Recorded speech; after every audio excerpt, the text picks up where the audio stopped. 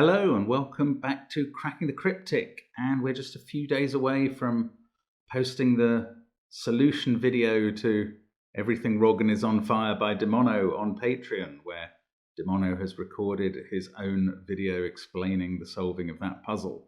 We're looking forward to the reaction to that. It was our April monthly reward puzzle and has been very popular, although very surprising to some people. Now, we also, of course, have all our apps available, and one of those is the Killer Sudoku app. And today I'm doing a Killer Sudoku, a form of Killer Sudoku, a couple of extra rules. This has been sent in by our favourite operatic tenor, Johnny Kaufman, who's constructed a number of puzzles. I think the last time we featured him was the night before Christmas with a puzzle called The Night Before Christmas.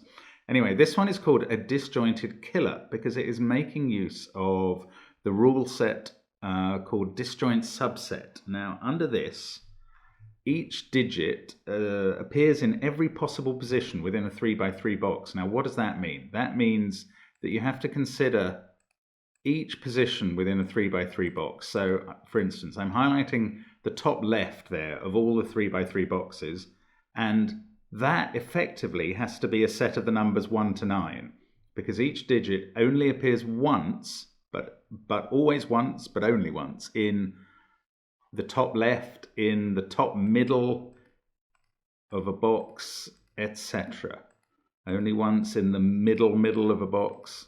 And I find this a very difficult rule set to operate with as a solver. It really messes with the scanning. You basically get a fourth dimension. You've got rows, columns, and boxes to scan already. Now you have positions to scan too. So I will no doubt struggle with this. You'll be screaming something at the screen, either to do with the disjoint subsets or to do with the ordinary stuff if I concentrate too much on those. We'll find out how that goes. There is also an inequality sign, a single one in the grid. That means that this cell has a higher value than that one. You can use it as a greater than sign or acknowledge that it points at the lower digit of those two cells. So normal killer rules apply. Within a cage, digits can't repeat. The sums are given, and normal Sudoku rules. So do give it a go on the link under the video. I'm going to try it now. Let's get cracking. And what have we got? Got a lot of cages. These 27s in the corners does look a bit like a Fistemafel ring puzzle, but I'm not going to focus on that yet. Oh, these are quite large totals. Right, okay, what I can see is there's got to be a 9 in a 27 cage. Oh no, I was going to say there probably has to be a 9 in a 26 cage, but there doesn't.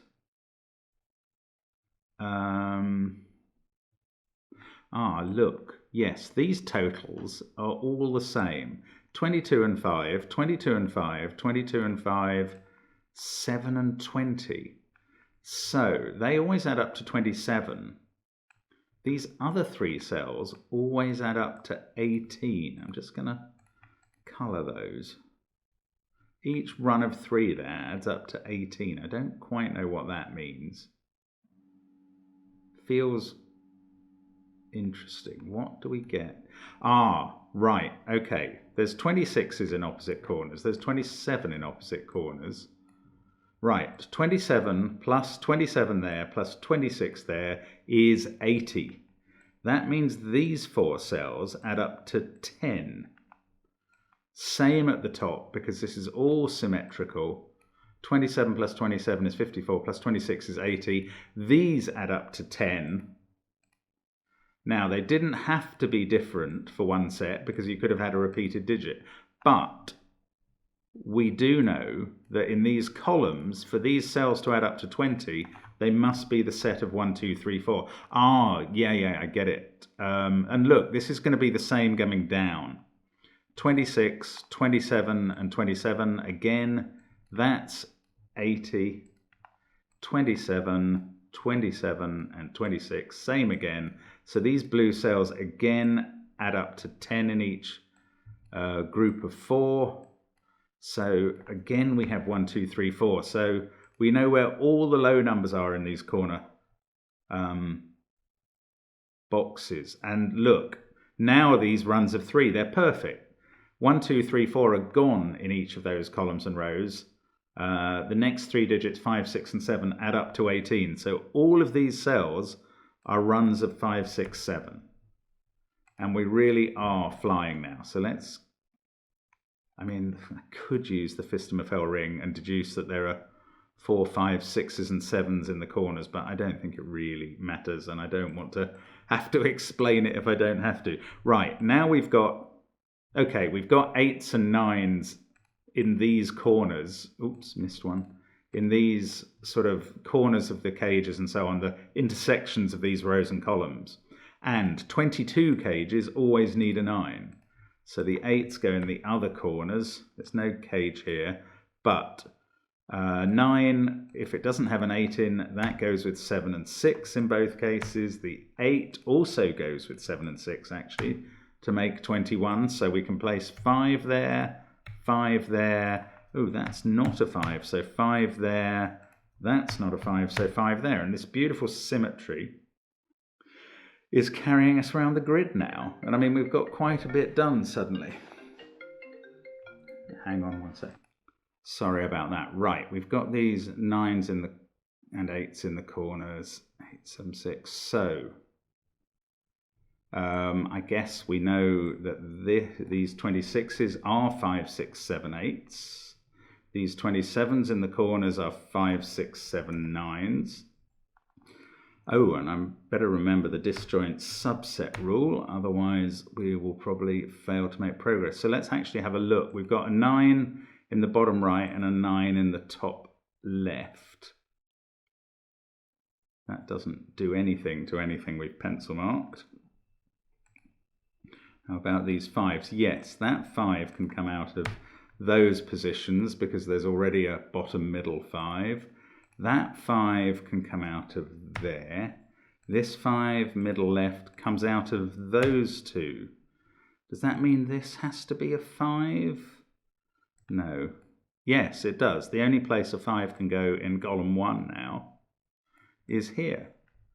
Intriguing use of the disjoint subset. That can't be a 5. One of those 2 is. Oh, still got 3 possibilities there. That's a 5. Sorry, this is just ordinary Sudoku. You've got 4 5s looking into the central box. So that's a 5. That takes a 5 out of that cell by the disjoint rule. But we're left with 3 possibilities. And intriguingly, they all work the same in terms of disjoint subsets. You've got middle, middle, middle, top, and right middle, middle, middle, middle, top, and right middle. So we can't actually resolve that yet. Right, these 5 cages, obviously the numbers come from 1, 2, 3, 4. Now, in this row, we've got 1, 2, 3, 4 in the row, all gone. We've got 5, 6, 7 in the box. So that is 8 or 9. And disjoint subset to the rescue with a 9 there. That becomes an 8. Now we've got 8. Well, obviously that can't be 8. We've got 8 in a top right position. No, that top left, that doesn't do anything else. Do we know about these non-symmetrical cages in the middle? 20, 38, right. These add up to 7, so they're either 1, 6 or 3, 4. Let's have a look at these 6s. I might colour those.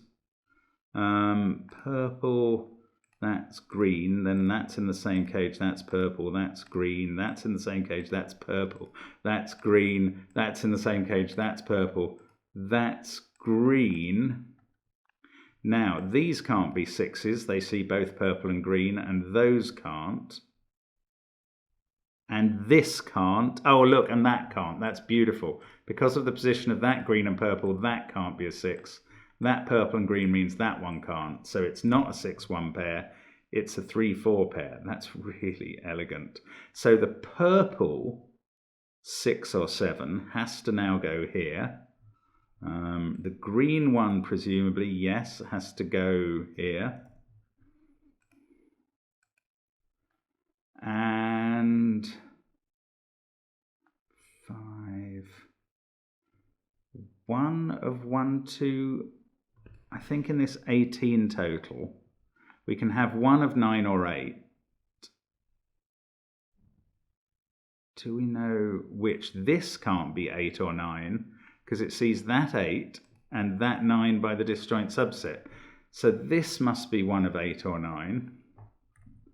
What about down here? The bottom right can't be a 9, but I can't rule out 8 yet. Okay. 14. So this is somewhere between 2. Oh, by the maths of 18, by the arithmetic, this is somewhere between 2 and 4, but we know that 3 and 4 have gone. So in fact, we can calculate that as a 2. It must be going with 7 and 9. Now we know that purple is 7. We know that green is 6. We are flying along here. This is 1 and 8 to make up the box. The total for the cage looks right. This is a fascinating puzzle. So 1 can't be there. Now we're probably still going to have to do a bit more disjoint subset work, which may slow me down. Right, 6 and 5 gone here. That is a 3-4 pair. So we're left with 1 and 2 there. 3, 4, 7, 6, 5, 1, 2, 8, and 9. 2 or 9 there. This can't have a 2 in it, so that's a 1-4 pair. That resolves the 3 and 4 there. That resolves the 3 and 4 in the middle. We've got a 2, 3, 8, 9 set to go in the box. They can't be 3.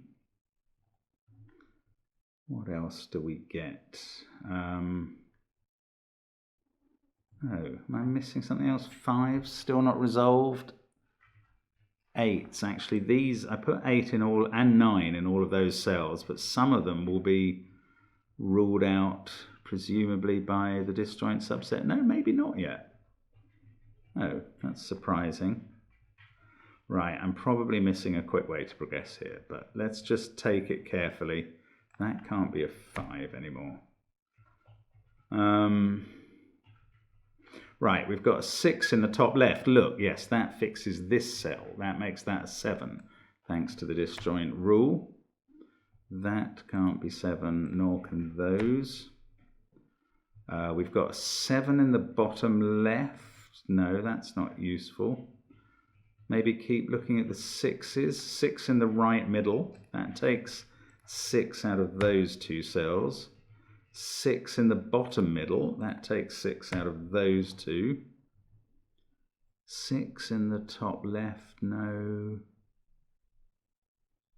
6 in the right middle, oh, I've used that. Okay, so what do I know about 6s now? I've got 2 cells left there. But 6 in this box and cage must be in one of those 2. So that can't be a 6. This is the only place left for 6 in box 9.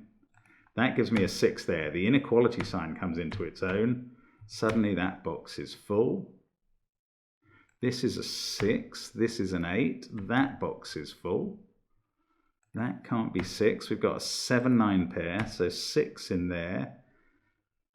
This can't be 5. That's a 7-8 pair, so 5 in there. Can I deal with them on the disjoint subset rule?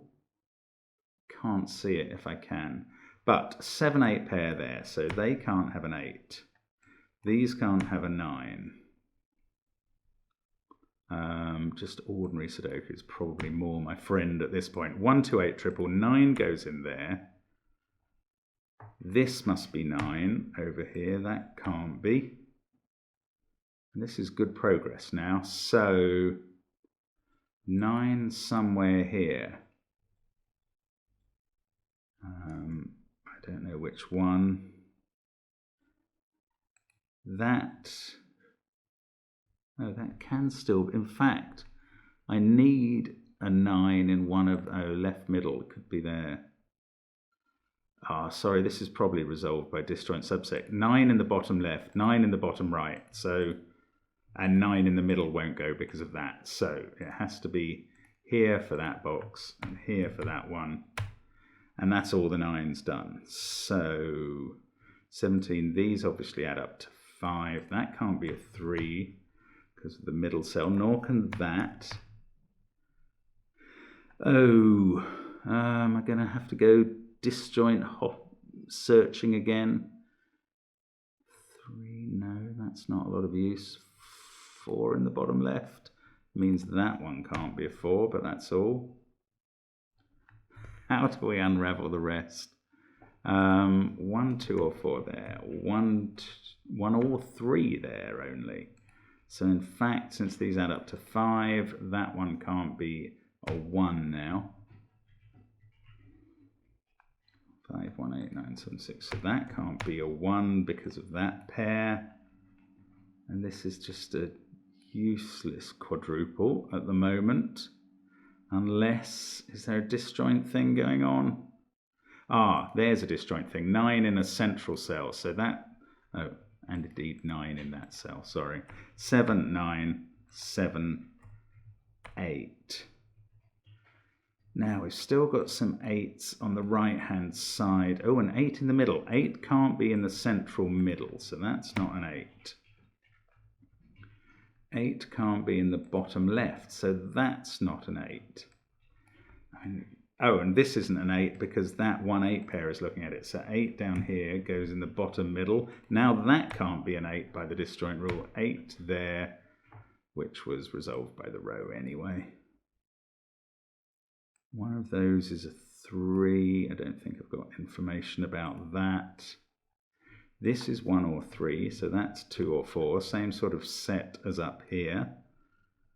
1, 8. But a 3, 4 pair, so that's a 2. And that resolves this whole box. That gives us this one as well. And now these can't be 2 and 3. These can't be 1 and 4. These can't be 1 and 4. These can't be 2 and 3. It's almost just the blue cells left to complete and a few in rows 5 and 6. Has that really come down to 1, or have I just mistyped? Probably. No, I had. That is right, because that 4 was in the disjoint. Excellent. Right, so these are getting resolved.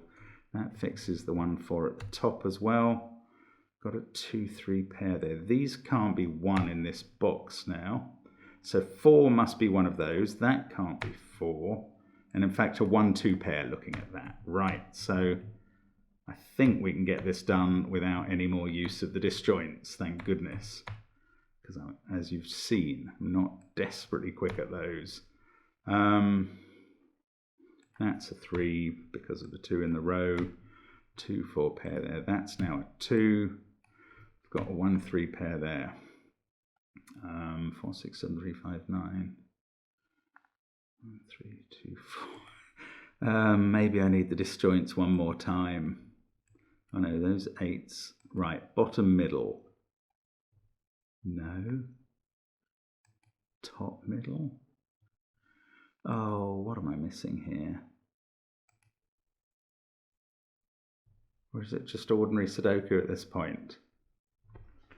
There's got to be something. I don't think it is ordinary Sudoku. So right, 2 in the middle top. That resolves this cell. There we go. There's probably a counterpoint deduction somewhere else as well. But that gets it done. So 2 and 3 to go in there. 1 and 2. 1 and 8. And that is a very nice puzzle. Let's just decolor the colored cells and hit the check button in a moment and see. Looks good. I mean, I can't, the check button isn't checking for the disjoint subset rule, and frankly, nor am I. I think we've got to the right answer. Really nice puzzle. Hope you had a go at that. That's an entertaining one. And again, hope to see you soon on the channel. Bye for now.